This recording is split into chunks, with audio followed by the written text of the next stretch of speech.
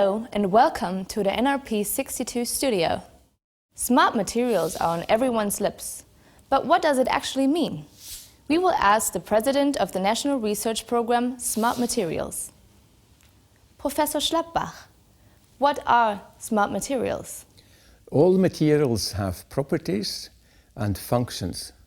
Smart materials adapt their functional properties upon exchanging external parameters in order to maintain their function. They are susceptible to changes in the physical, chemical and biological environment, so they are able to act upon specific external stimuli. Example is aircrafts, birds and flying insects. They adapt the shape of their wings to the flying speed. Let's have a look at the force between this strong permanent magnet and this little red cylinder from my pocket. Apparently, there is no attractive force. Now I cool the cylinder by some centigrades, and wow, it is strongly attracted by the magnet.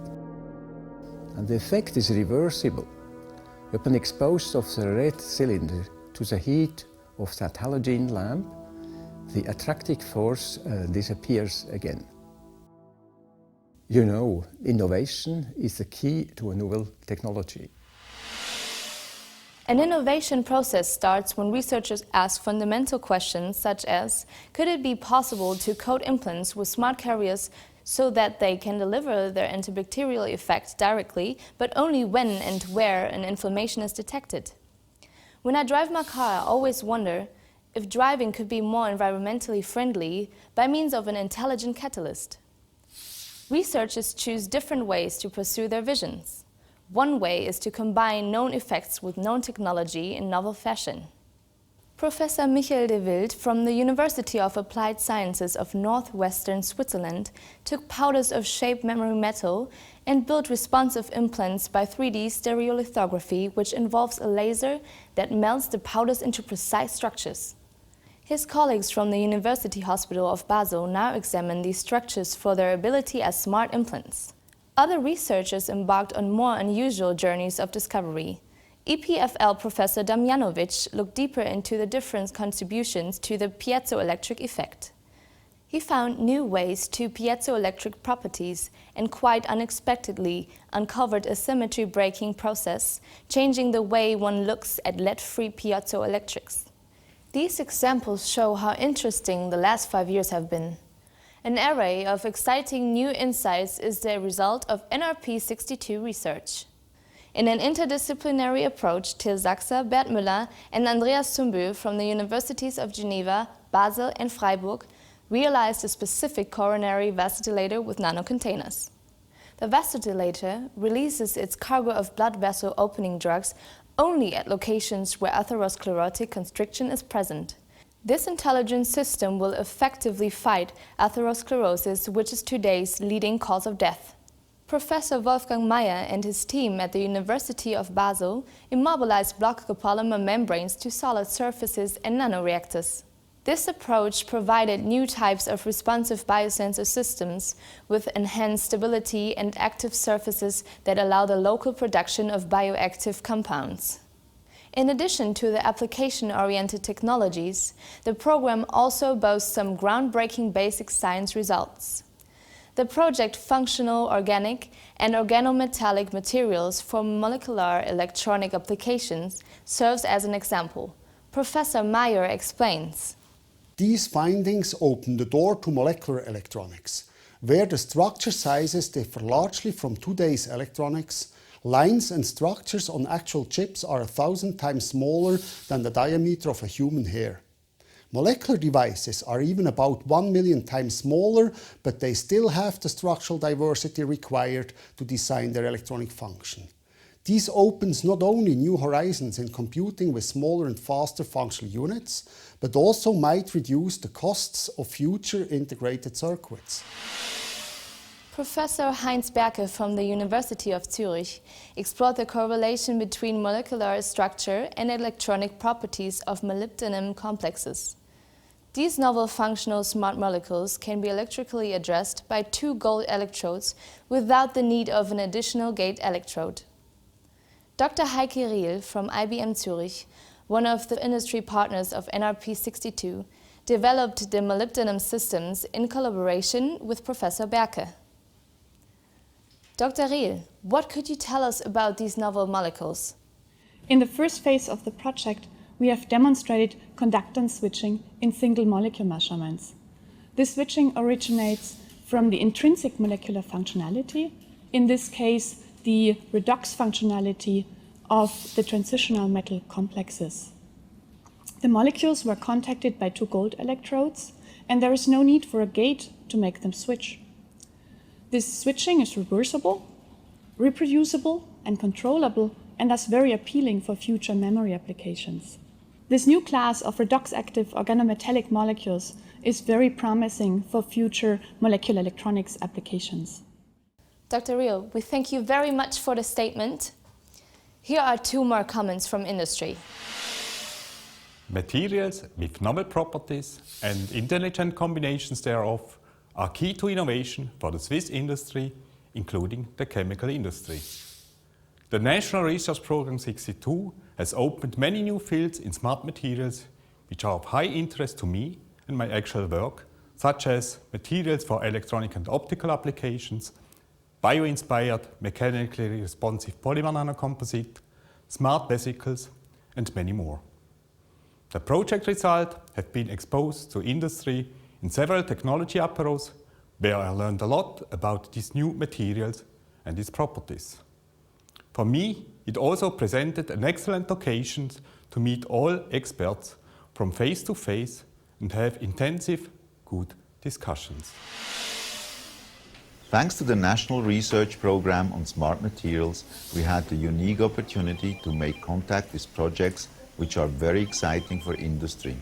Professor Wolf and his team of researchers from the University Hospital Zurich and ENPA had the vision to build a non-invasive system that utilizes smart materials to measure the blood sugar concentration. This system analyzes the fluid that passes through the skin. Now we are establishing a joint project supported by the Innovation Promotion Agency, CTI. The NRP 62 is a notable and unique cooperative program between the Swiss National Science Foundation and the Commission for Technology and Innovation, CTI. Professor Martina Hirayama is a member of the steering committee of NRP 62 and vice president of the CTI. Professor Hirayama, are you satisfied with the approach? There was no expectation that NRP 62 would produce marketable products. However, the intense research and development phase formed the basis to create 7 CTI projects. These projects are targeting highly promising and innovative products in close collaborations with new startups and industrial partners.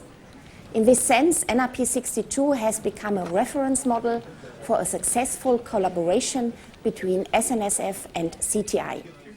Professor Martina Hirayama is also convinced that NRP 62 had a high impact in terms of education.